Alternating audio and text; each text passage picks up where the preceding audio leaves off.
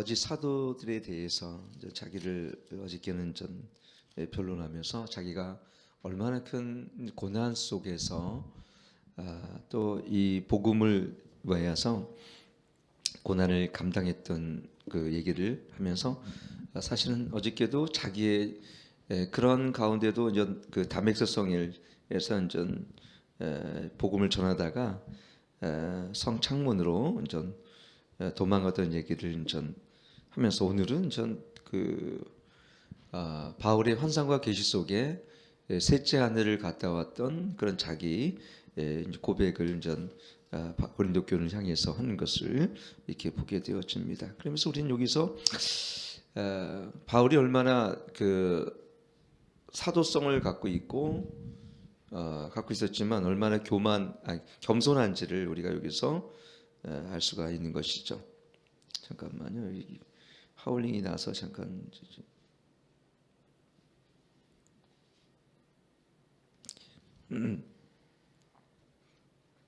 그래서 오늘 이 말씀 속에서 바울이 처음으로 이제 아마 이런 자기가 환상과 계시 속에서 이제 셋째 하늘을 갔다 왔던 얘기를 아마 꺼내는 것을 이렇게 볼 수가 있습니다. 자기에게 부어졌던 그 하나님의 은혜들을 설명할 때, 또 그 때로는 그 영광스러운 그 체험들을 설명할 때 바울은 조심하고 또 조심했던 거예요. 그 이유는 뭐 계속 들어오고 있는데, 실제 이제 그 어떤 걸 얘기하냐면 환상, 내가 무익하나마 내가 부득불이란 말을 표현합니다. 내가 부득불. 그 얘기는 뭐냐면 내가 부득불 자랑하노니 주의 환상과 계시를 말하노라, 이렇게 기록되어 있는 것을 보게 되어집니다. 이 얘기는 다른 것보다 내가 이런 걸 하는 것은 너에게 자랑으로 비칠 수 있는지 모르겠지만 부득불하게 어쩔 수 없이 내가 이 얘기를 꺼내는 것은 자기의 사도성에 대한 것을 좀 더 그들에게 신뢰성과 또 이러한 것을 주기 위해서 이 얘기를 내가 꺼낸다, 그 얘기죠. 그렇죠? 우리가 부득불이라는 말을 표현했지 않습니까? 그래서 바울이 얼마나 자기가 이러한 경험적인 것들, 체험적인 것들을 얘기할 때 얼마나 그걸 조심했는지를 여기서 알 수가 있는 대목입니다. 그러면서 내가 그리스도 안에 있는 한 사람을 아노니라고 이렇게 기록해 있어요. 그러면서 14년 전에 그가 셋째 하늘에 이끌려 간지라. 그러니까 벌써 이 얘기를 꺼낸 건 14년 전의 얘기인데, 그렇다면 2년 동안 제가 얘기했던 것처럼 고린도 교회에 단위 목회를 했던 그 바울이 정말 한 번도 이러한 자기가 경험했던 것을 자랑삼아 얘기한 적이 없었다는 거예요. 저는 그걸 보면서 어제 이 말씀을 이렇게 준비하면서 참 나를 한번 저를 목회자로서 돌아보는 시간이 되었습니다. 그 이유가 뭘까요? 그러면서 저는 그가 3인칭으로, 그렇죠? 그리스도 안에 있는 한 사람은 아노니, 그러는데 자기 자신을 3인칭으로 바꿔서 얘기하는 것은 그만큼 바울이 조심했다는 얘기죠. 그러면서 이제 4절 보면 그가 낙원으로 이끌려가서 말할 수 없는 말을 들었으니 사람이 가 이르지 못할 말이라. 이게 뭐냐면은 말할 수 없는 말을 들었다. 그게 뭐냐면은 그렇죠, 천상에 우리가 요한계시록 보게 되어지면은 사도 요한의 반모섬에 있었던 사도 요한이 그 천상의 모습, 하나님의 보좌 앞에 24장로와 스라벨 천사들 우리와 번개치는 그 하나님의 일을 뜰 때마다 보여지고, 그 다음에 그 앞에 아무런 능히 셀 수 없는 큰 무리가 손에 종려나무 가지고 있어서 큰 소리 외치는 장면도 보면서, 여러분 그런 장면을 본다는 것은요, 우리가 2002년도에 우리가 그 한일 월드컵 때에 그 광화문 광장에서 그렇게 많은 인파들이 모여서 한국을, 대한민국을 응원했던 그 모습하고는 비교할 수 없어요. 근데 어렴풋하게나마 이런 모습이었겠구나, 얼마나 함성이 크든지 온 동네, 온 나라가 들썩들썩했잖아요. 아마 우리가 보좌 앞에 흰 옷을 입은, 우리 세마포를 입은 우리 하나님의 백성들의 그 모습이 아주 그런 모습을 조금이라도 우리는 연상할 수 있지 않을까 그런 생각을 해봅니다. 우리가 1970년도인가요? 71년도 우리가 사실은 빌리그레임 목사님이 왔을 때 여의도 광장에 컸잖아요. 거기 한 100만 명 이상이 모였어요. 100만 명 이상. 아마 그런 모습의 수천 배가 되지 않을까. 아마 수십억 수백억 사람들이 그 모여서 누가 설 수 있겠어요? 그걸 하나님 위에는. 그렇게 많은 사람들이 모여서 하나님을 찬양했던 그 모습을 이렇게 보면서 그런 광경을 볼 뿐 아니라 하나님의 그 보좌 앉으신 그분의 영광으로부터 그 빛을 비추는 그 하나님의 천국의 모습은 이루말 수 없는 감격이죠. 우리는 지금의 우리의 인식, 오감으로는 보여지고 들려지는 것은 그는 뭐 상상할 수 없는 거예요, 여러분들. 저는 딱 한 번 그런 하나님이 그렇게 저를 그 하나님의 빛 가운데 저를 데려가셨다고 그랬지 않습니까? 그것만 해도 저는 잠깐인데도 불구하고 평생 기억에 남아요. 기억에 남아요. 근데 바울은 이러한 엄청난 체험과 이런 환상과 계시를 받음에도 불구하고 어떻게 해요? 이것을 다른 사람에게 얘기할 때 자랑 삼아 얘기하지 않았다는 거예요. 오직 복음을 위해서 이것만 드러나는 거예요. 이게 참 중요합니다. 왜 그러냐면 어떤 때는 우리가 특별한 체험과 간증을 할 때 잘못하게 되어지면 어떻게 해요? 체험을 주신 하나님을 자랑하는 것이 아니라 그 체험 자체를 받은 내 자신이 드러날 때가 참 많이 있는 것 같아요. 그래서 간증은 참 어떤 때는 하나님께 영광을 돌리지만 간증은 자신이 드러날 때가 참 많이 있어요. 어떤 때는. 그래서 우리가 간증할 때 참 조심해야 된다는 것을 이 말씀을 통해 이렇게 보게 돼요. 바울도 그래서 뭐라고 얘기했냐면 5절 같이 읽겠습니다. 시작. 내가 이런 사람을 위하여 자랑하겠으나 나를 위하여 약한 것들 외에는 자랑하지 않겠다. 바울이 약한 것 위에는 자랑하지 않겠다. 실제 바울은 글쎄요. 자기가 미말해 두었던 사도처럼 조롱을 당하고 심지어는 환난을 당하고 이런 자기 연약함들 그것만 이렇게 자랑했지 자기에게 나타난 바울이 사도행전 보게 되어지면 여러분 바울이 있는 손수건만 던져도요 사람들이 병이 치유되어지고 귀신이 떠나갔거든요. 얼마나 대단한 영권과 권세를 갖고 있었습니까? 그 정도로 바울은 대단한 사실 사도였어요. 그리고 바울을 인식하는 예루살렘 교회뿐만 아니라 유대 사회 유대인들 중에서 그 다음에 우리가 마케도냐에서 그 중앙아시아에서 그 바울이 개척했던 교회뿐만 아니라 우리가 데살로니가라든가 빌립보라든가 고린도 교회라든가 에베소 교회에서 이 바울을 얼마나 대단한 사도로 인식했겠어요. 근데 바울은 자기에 대한 그런 그 어떤 사역에 대한 현장 속에 일어났던 이런 것들을 잘 자랑하지 않았어요. 왜 그럽니까? 왜 그랬어요? 어떤 그런 체험과 그런 간증을 통해서 때로는 자신을 특별한 위치에 올려질까봐 바울은 두려웠던 겁니다. 여러분 이걸 우리는 두려워야 됩니다. 사실은 우리 목회자에게 특별히 해당되는 말씀이기도 하지만 내가 한 것 이상의 어떠한 것 위에 내가 그 위에 올려진다라는 것은 너무나 두려울 만한 얘기입니다. 바울은 그 당시에 사실은 이 당시까지 베드로가 아마 살아있지는 않았을 것 같은데 아마 그 당시에 사도 중에는 유일하게 아마 사도 요한 빼고는 살아있던 사람이 바울이었을 것입니다. 그렇다면 그 당시 모든 그러니까 기독교 흔히 말하는 그리스도인 중에 탑리더는 바울이었어요. 그러니까 최고의 정점에 있는 영적 지도자란 말입니다. 우리나라 따지면 총회장 이상이죠. 총회장 이상. 전국 한 청년이든 한기총이든 한교협이든 거기에 대표되는 사람 이상의 영성과 말씀의 능력과 사람에게 존경받는 사람이 누구였습니까? 바울이었는데 생각해 보세요. 바울이 얼마나 겸손한 자였냐면은 바울은 그 복음이 회방받지 않기 위해서 제가 말씀드렸잖아요. 그 헌금을 고린도 교회에서 받지 않았어요. 사례비를. 오히려 마케도냐 교회에서 그거를 저 먼 곳에서 그 일부 받아서 그것 때문에 바울이 오해를 사게 됐습니다. 진짜 사도는 여기 교회에서 녹을 먹는 거야. 너같이 텐트 메이커로서 장막을 짓는 거 이런 거 하는 게 아니야. 근데 바울은 왜 그렇습니까? 복음이 회방받지 않기 위해서 내가 연보를 이 고린도 교회에 이 여기 사례비를 받지 않고 그래서 이렇게 특별히 마케도니아 교회에서 보내온 그 연보를 일정 부분을 그는 받아서 성했을 뿐이죠. 가난하고 정말 힘들고 어려운 가운데 있지만 사실 얼마나 그게 당연히 받아도 누가 뭐라 하지 않는 헌금인데 바울이 받지 않을 정도로 바울은 어때요? 복음을 위해서 자신을 희생하는 삶을 살았다는 것이죠. 오늘도 마찬가지예요. 그가 받았던 또 그가 보았던 또 그가 체험했던 그 성령의 역사와 초대교회를 누가 변화시켰습니까?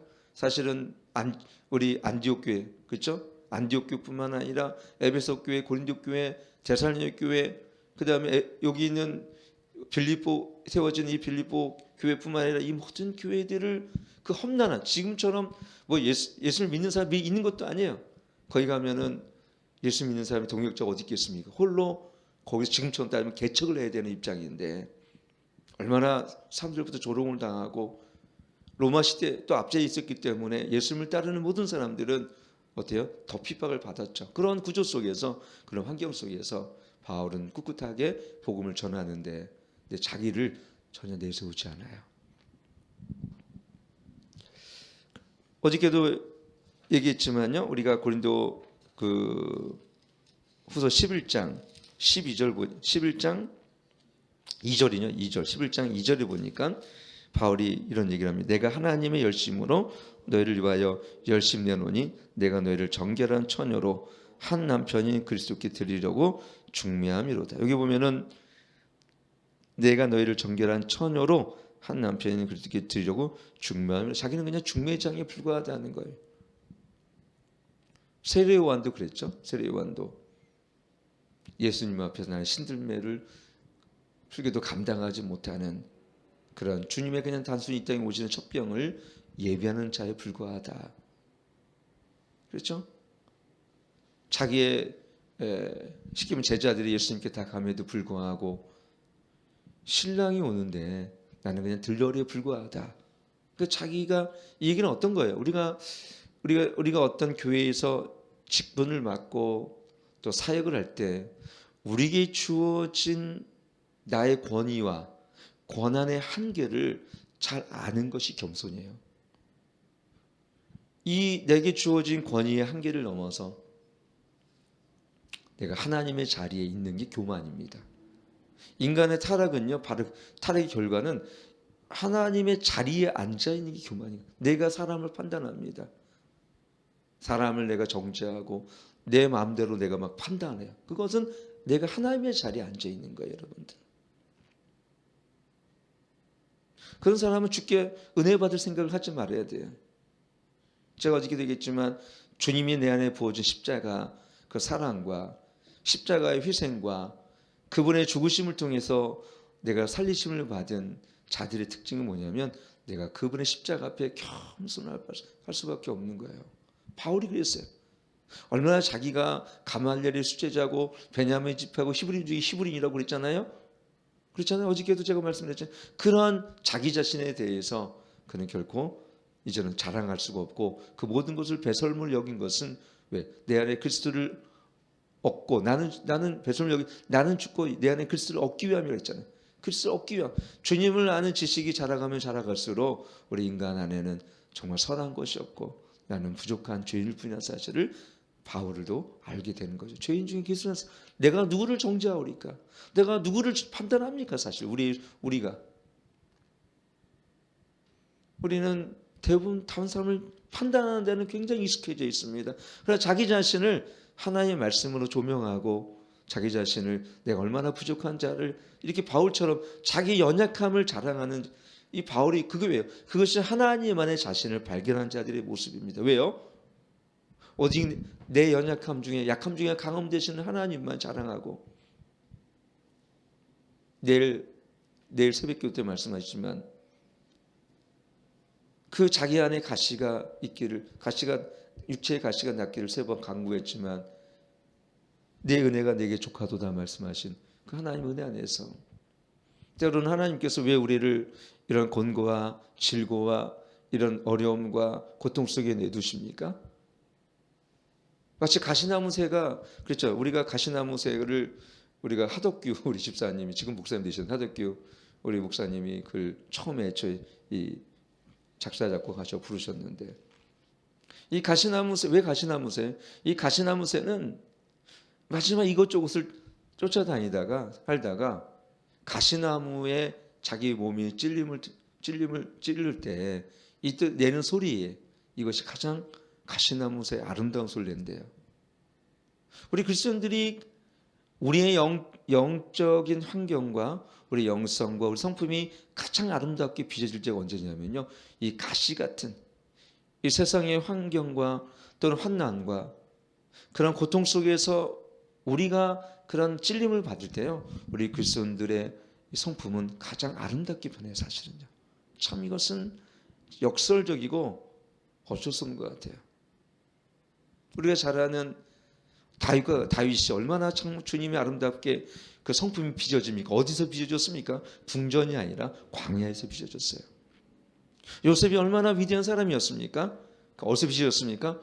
감옥과 억울한 보디발의 집에서 노예로 살아가면서 빚어진 성품이 바로 요셉과 다윗 삶이었어요. 그뿐이 아니에요. 모든 사람의 우리 아름다움들은 하나님의 형상으로 화하고 우리의 신의 성품으로 참여하며 우리가 우리의 성품이 예수님처럼 닮아가는 시기는 언제냐면요.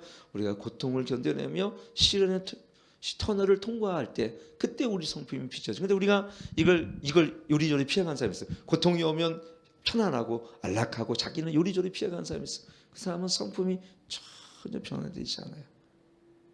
편안할 수는 있지만 하나님의 영광에서 영광으로 가는 하나님의 아름다운 성품으로 빚어지기는 빚어질 수가 없고 빚어지지도 않고 그런 사람 하나님 쓰시지도 않아요. 그럼 어떻게 돼요? 우리가 이런 환경 속에 있을 때 도망가는 것이 아니라 그런 고난이나 환경 속에서 자신을 어떻게 겸손하게 낮출 수 있는 예수님과 같은 겸손과 온유로서 내가 살아갈 수 있는 그런 환경 가운데 자기를 스스로 두는 거죠. 고난이 올 때 피하는 것이 아니라 고난 올 때 맞서고 또 우리가 이런 몸 안에 즐거움과 아픔이 있을 때 그것 때문에 고통스러워하고 원망하기보단 오히려 감사로 여길 때 그때 내 신앙이 성장해요. 진짜로. 고난이 올 때 정말 고통스러울 때 나는 지금 어떤 고백을 하고 있는가. 거기에 나의 신앙이 척도입니다. 고난이 오면 힘들고 힘세 넘어지고 어려우면 금세 낙심돼서 침례에 빠지면 절대 신앙이 성장하지 않아요. 그래서 히브리서 보면 10장에 뭐랬어요? 오직 의인은 믿음으로 말미암아 살리라. 오직 의인은 믿음으로 말미암아 살리라 그랬어요. 낙심이 오고 두려움이 오고 그럴 때 우리 신앙은 진짜 그때 증가가 드러나게 되어 있습니다. 마찬가지로 우리가 내 삶 속에서 바울도 이런 어려움에 직면할 때 그는 어때요? 자기 의로움을 자랑하는 것이 아니라 자기의 주어진 환상과 계시를 드러내는 가운데도 불구하고 자기 약함을 오직 자랑하는데 그 이유는 어떤 것입니까? 여기 보니까는 고린도서 4장 5절에도 보면 같은 말씀이 있어요. 바울의 관심이 어디 고정되어 있는지 우리가 알 수 있는 대목입니다. 같이 읽겠습니다. 시작. 우리가 우리를 전파하는 것이 아니라 오직 그리스도를 예수의 주 되신 것과 또 예수를 위하여 우리가 너희 종된 것을 전파함이라. 바울이 전파하는 것은 오직 그리스도 예수의 주 되신 것, 예수님이 우리의 진정한 주님이시라는 것, 키리오스 예수스, 그분이 나의 진정한 예수님이시라는 것을 증거하는 것이고, 그 다음에 그 하나님의 부르심을 따라 사실은 그의 종됨을, 정확히는 하나 예수 그리스도의 종됨을 전파하는 거예요. 바울이 항상 앞서였던 것은 자기 자신이 아니라 예수 그리스도의 오직 예수님, 그분이 누구신가? 바울의 가치는 오직 예수 그리스도고 예수의 복음을 통한 영혼을 회심시키는 것 외에는 바울은 관심이 없었다는 것을 이렇게 보게 되어집니다. 이것이 주님 안에 겸손한 자의 모습이고 왜 하나님은 겸손한 자와 함께 하시는지 이유입니다. 왜냐하면 많은 제가 사역자를 만났는데 사실은 우리에게 주어진 권위의 한계를 잘 모를 때가 있는 것 같아요, 보니까. 그리고 높아지려는 마음이 너무 많고, 또 어떤 사람들은 제가 이렇게 명함을 받아보면 거기에 하여튼 명함에 적힌 내용이 너무너무 많아요. 도대체 이분이 뭐 하는 분인가 생각될 때가 참 많아요. 바울은 그런 걸 하나도 자랑하지 않아요. 아마 그 당시에 바울은 아까도 얘기했지만 전체 교회의 탑리더였고 사도였고 정말 능력 있는 전도자였고 치유자였고, 근데 위대한 기도의 사람이었고, 이렇게 권능 있는 자가 없어. 근데 하나도 그걸 자랑하지 않아. 내가 이런 사역을 했어 라는 자랑조차 안 해요. 오직 하면 자기가 생각해 보세요. 거기서 텐트를 짓는, 장막을 치면서 그런 사도가 이 텐트를 하나하나 만들어서 그냥 팔아가지고 자기 생활을 겨우 하고 있는 삶을 살고 있단 말입니다. 인자가 머리를 곳이 없도다 말씀하신 예수님처럼 그것이 성육신의 삶이에요. 내가 분명히 그런 권위와 그런 삶을 영위할 수 있지만 진정한 겸손이란 건 뭐냐면 진정한 권리를 포기하는 거예요. 겸손한 자는. 진정한 겸손이라는 것은 자기 비움의 영성입니다. 내가 그렇게 누릴 수 있고 내가 그렇게 충분히 그런 권리를 받아야 됨에도 불구하고 권리를 내가 주님을 위해서 기꺼이 포기하고 진정한 낮아짐과 가난한 삶을 살아가는 것, 그것이 자기 부인이고 십자가를 짊어진 삶입니다. 왜? 예수님이 그런 인자가 머리 굵 것도 없을 정도로 가난하신 삶을 살았고, 예수님이 그런 카펜터스 목수의 삶을 사셨고, 예수님이 그렇게 어떻게 해요? 헐벗으며 실제로는 복음을 전하시면서 예수님은 그렇게 가난한 삶을 사셨는데, 그게 바로 이 땅의 성육신한 삶을 삶이에요.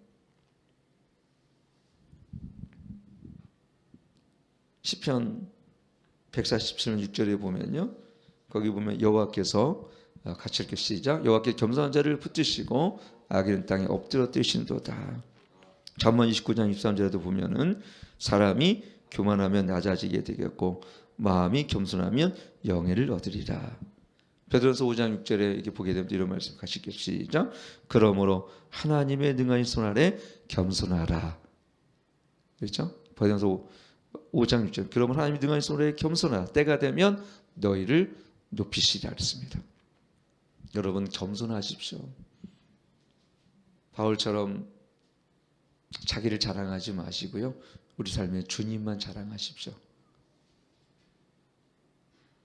참 저도 이 말씀 증거하면서 참 부끄러운, 참 저도 저를 한번 돌아보게 되었고 회개를 하면서 참 나도 자기 자랑이 얼마나 많은 사람인가. 바울은 관심은 자기에게 있지 않았어요. 오직 우리 삶에 자기 예수 그리스도가 증거되는 것, 복음이 힘있게 드러나는 것, 하나님의 영광이 힘있게 드러나는 것 외에는 관심이 없는 사람. 이것이 참된 그리스도의, 바울뿐만 아니라 그리스도의 모습입니다. 그래서 오늘 여러분, 이런 겸손한 자의 특징이, 이런 겸손한 자를 하나님께서 기뻐하시고 이런 겸손한 자와 함께 하시며, 그리고 이런 겸손한 자의 기도를 하나님께서 응답하셔요. 그래서 바리새인 기도 응답하지 않았고 세리의 겸손한, 감히 하늘의 얼굴을 들 수 없는, 누가복음 18장에 있는 말씀처럼 감히 하늘의 얼굴을 들 수 없는 만큼 자기가 죄인을 생각했던 그 겸비하고 겸손한 기도를 주님께 응답하시는 거예요. 여러분, 왜 때로는 우리 기도가 응답하지 않는지 아십니까? 우리 기도가 너무 당연한 것처럼 구해요. 마치 내가 하나님께 외상을 진 것처럼, 뭔가 꾼돈을 받는 것처럼, 이거 줘야 되지 않겠어요 주님? 이런 식으로 구하는 경우를 제가 너무 많이 봤어요. 제가 진짜 너무 많이 봤어요. 기도하면서, 기도를 특히 많이 하는 사람이 그렇더라고요. 하나님 앞에 너무 당당하고 너무 떳떳하게, 마치 이걸 줘야 되지 않겠어요? 하는, 이거 주는 건 마땅한 거예요 주님.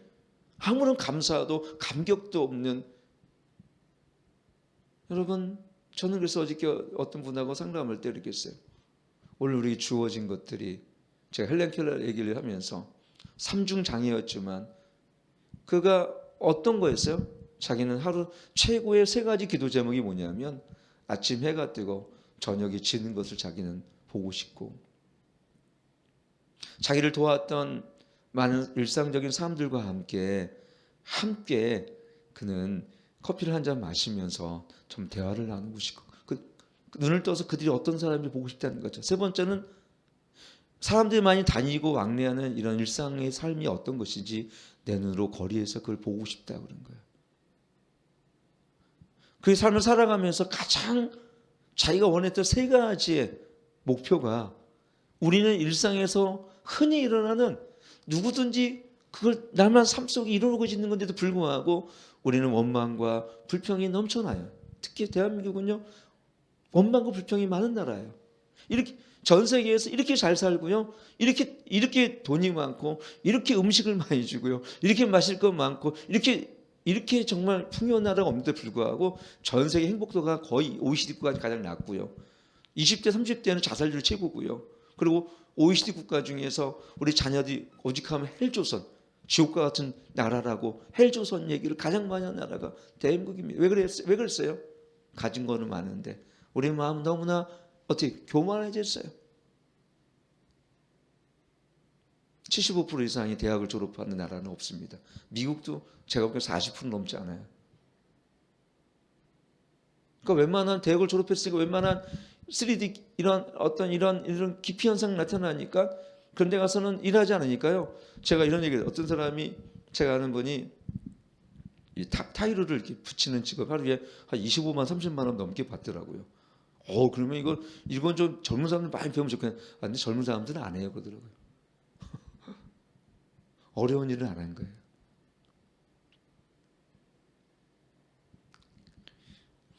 그래서 여러분, 하나님은요 겸손한 자의 기도를 응답하시고, 하나님은 겸손한 자와 함께 하시며, 하나님은 또 겸손한 자를 찾으십니다.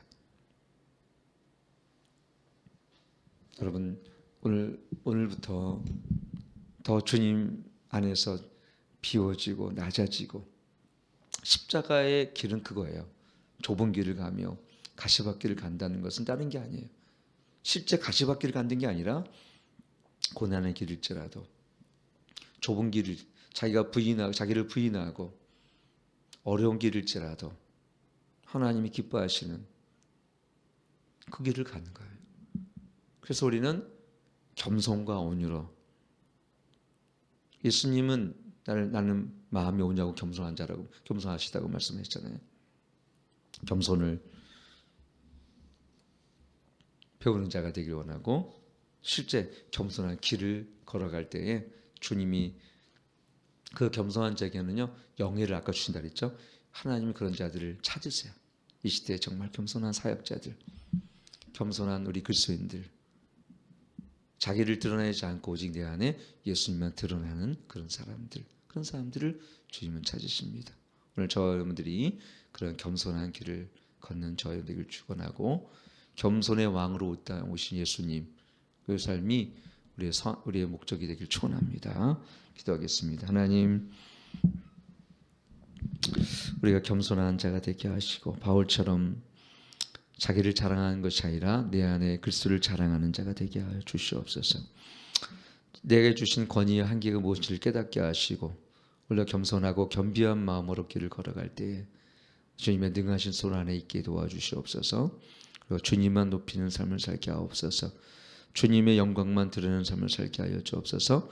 나를 통하여 주님의 복음이 힘있게 나타나는 삶을 살게 도와주시옵소서. 이제는 우리 주 예수 그리스도 하나님의 극진하신 사랑과 성령 하나님의 내주 충만 교통하심이 오늘도 겸손하고 겸비한 삶을 살기 원하는 주 백성들 머리에 이제부터 영원토록 함께 하실지어다. 아멘.